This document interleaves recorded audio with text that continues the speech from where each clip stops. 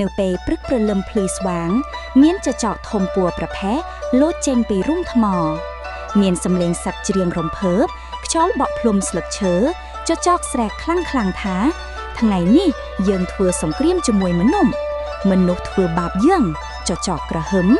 សត្វព្រៃទាំងឡាយភ័យរត់បែកខ្ចាយស្លឹកឈើហោះរាយសត្វតូចភ័យខ្លាច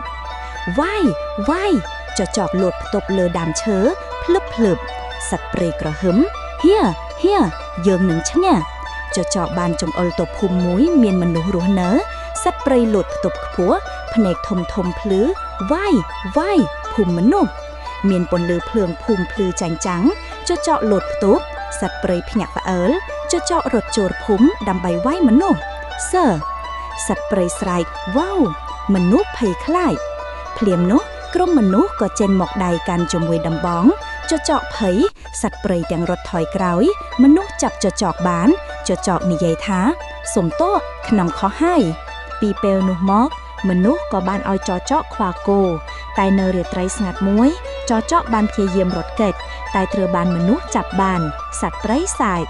ចចកក៏ត្រឡប់មកខ្វាគោដោយរដងរត់ធ្វើការគោរត់យ៉ាងសប្បាយភូមិនឹងព្រៃរំជុំ